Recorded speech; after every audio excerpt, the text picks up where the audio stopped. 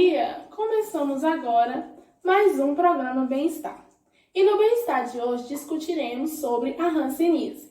Para bater esse papo conosco, convidamos as duas médicas dermatologistas, doutora Mariane Pereira e doutora Stephanie Amália. Como estamos vivendo em um período de pandemia, esse bate-papo ocorrerá virtualmente. Então, doutora Mariane, o que é a hanseníase? Bom dia, Beatriz. É um prazer estar participando do programa e poder compartilhar informações tão importantes sobre essa doença que ainda hoje é motivo de preconceito. Respondendo à sua pergunta, a hanseníase é uma doença infecciosa crônica que antigamente era conhecida como lepra. Essa doença ela é transmitida por uma bactéria que se chama Microbacterium leprae e ela atinge principalmente a pele e os nervos periféricos, podendo ocasionar lesões neurais que conferem à doença um alto poder incapacitante. Doutora, já que é transmitida de pessoa para pessoa, como de fato ocorrerá essa transmissão? Então, a bactéria ela é transmitida pelas vias respiratórias, isto é, pelo ar, por gotículas de saliva ou também por secreções do nariz da pessoa doente não tratada. É importante ressaltar que a transmissão ela não ocorre através do toque. Então, a gente pode tocar no paciente que está com a hanseníase, porque a transmissão ela não ocorre através do toque. A transmissão ela só vai ocorrer de fato se o indivíduo tiver um contato direto e prolongado com essa pessoa infectada, principalmente se for um ambiente com pouca luz, com pouca ventilação, porque esses fatores eles vão aumentar ainda mais a chance dessa pessoa se infectar. Mas a gente pode desmistificar essa ideia de que tocar na pessoa com hanseníase transmite a doença. Como essa doença se manifesta? Ela tem sinais e sintomas característicos? Então, Beatriz, a hanseníase ela apresenta sinais e sintomas dermatológicos e neurológicos que podem levar à suspeição da doença. Então, são sinais e sintomas bem característicos mesmo, que através do exame físico, através da avaliação, a gente consegue identificar se o paciente apresenta ou não o quadro de hanseníase. As lesões na pele, elas se apresentam com uma ausência ou diminuição da sensibilidade.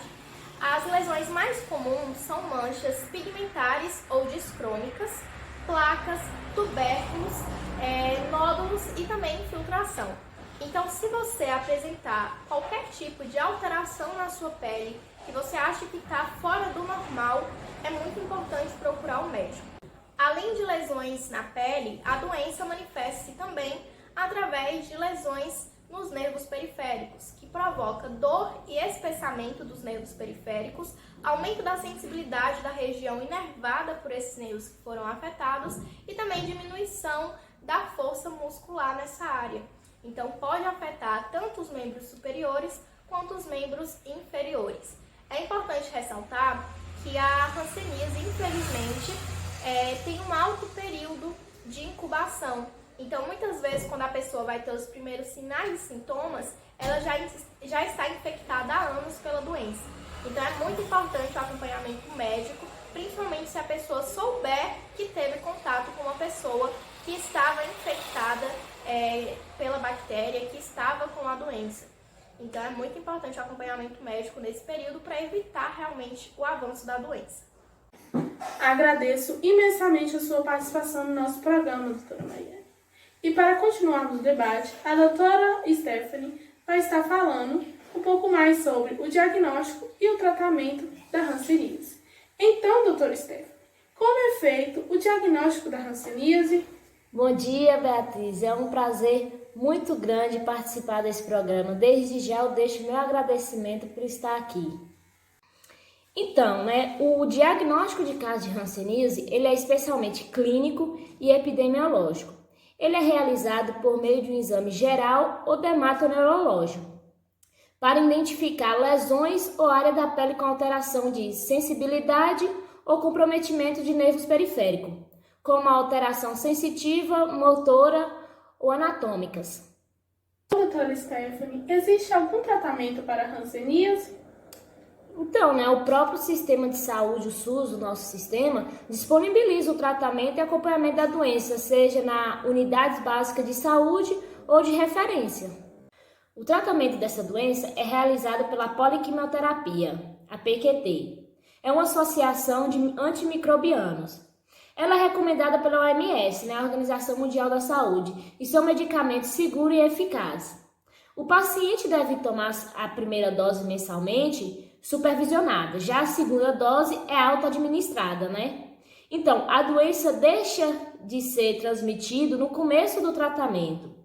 Então, é importante que colegas de trabalho, amigos e familiares, além de apoiar esse paciente, também façam o exame. Muito obrigada pela sua participação, doutora Stephanie. E iremos para o comercial. Logo após, voltaremos com as duas epidemiologistas, Antônio Oliveira e Giovana Carles.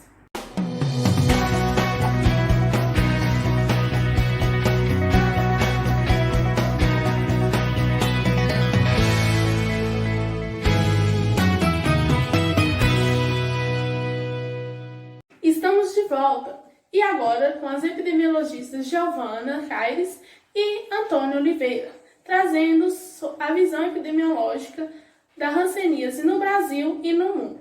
Então, Giovana, como estão os casos de hanseníase no mundo? Oi, Beatriz, é um prazer estar participando do programa e poder compartilhar dados tão importantes sobre essa doença. Então, segundo o Boletim Hanseníase 2021, em 2019, foram reportados à Organização Mundial da Saúde, OMS, 202.185 casos novos da doença no mundo, sendo que 29.936 ocorreram nas regiões das Américas e 27.864 foram notificados no Brasil. O Brasil é considerado um país com alta taxa de hanseníase? Sim, de acordo com o Boletim Hanseníase 2021, em 2019 foram notificados 27.864 casos novos da doença, sendo que, do total de casos diagnosticados, 1.545 ocorreram em menores de 15 anos. Por esse motivo, o Brasil é classificado um país de alta carga de hanseníase, ocupando o segundo lugar na relação de países com maior número de casos no mundo, ficando atrás apenas da Índia. Bom, doutora Giovana, o Brasil tem feito algo para reduzir essas taxas tão altas? Então, de acordo com o Boletim Hanseníase 2021, a fim de reduzir a carga da doença no país no fim de 2022, o Ministério da Saúde elaborou a Estratégia Nacional de Enfrentamento da Hanseníase 2019-2022, que tem como visão o Brasil sem hanseníase. A Estratégia Nacional possui as seguintes metas: reduzir para 30 o número total de crianças com grau 2 de incapacidade física, reduzir para 8,83 1 milhão de habitantes a taxa de pessoas com grau 2 de incapacidade física, implantar em todas as unidades federativas canais para registros de práticas discriminatórias às pessoas acometidas pela hanseníase e seus familiares. É muito importante saber que o país tem se planejado para reduzir esses números de casos. Muito obrigada pela sua participação, Giovana. Mas então, Antônio, Giovana agora há pouco falou sobre a quantidade de taxas da hanseníase. Eu gostaria de saber se há uma diferença nessas taxas entre homens e mulheres. Bom dia, Beatriz. Desde já, muito obrigada pelo convite. É um enorme prazer estar aqui participando do seu programa. Então, existe sim, de acordo com o Boletim Hanseníase 2021, entre os anos de 2015 a 2019, foram diagnosticados no Brasil 137.385 casos novos de hanseníase. Destes, 75.987 ocorreram no sexo masculino, correspondente a 55,3% dos casos. Essa predominância foi observada com maior frequência entre as faixas etárias de 50 a 59 anos, totalizando 26.156 casos novos. Bom, Antônia, no caso, a raça e a região, elas interferem no número de casos também? Interfere sim. De acordo com o Boletim Hanseníase 2021, dos casos de hanseníase diagnosticados entre 2015 a 2019, em relação à cor-raça, foram notificados com maior frequência os pardos, com 58,7%, e em seguida dos brancos, com 24,3%. Em relação à região, foi observado que nas regiões Sul e Sudeste, a proporção dos números de casos na população branca foram maiores que nas outras regiões, sendo 69,9% na região Sul e 42,1% na região Sudeste. Foi mencionado anteriormente por Giovana que existe uma taxa relevante de número de casos de hanseníase em menores de 15 anos. Gostaria de saber se essas taxas elas cresceram também ultimamente nos últimos anos. Então, Beatriz, segundo o Boletim Hanseníase 2021, entre os anos de 2010 a 2019, foram diagnosticados 20.684 casos novos de hanseníase em menores de 15 anos. Em relação à taxa de detecção geral de casos novos em menores de 15 anos, o país registrou uma redução de 55,2%, passando de 5,34% em 2010 para 3,44% em 2019, com mudança no parâmetro de muito alta para alta. No primeiro bloco, nós tivemos a presença das médicas Mariane e Stephanie e elas falaram sobre o tratamento da hanseníase. Esse tratamento ele tem feito efeito?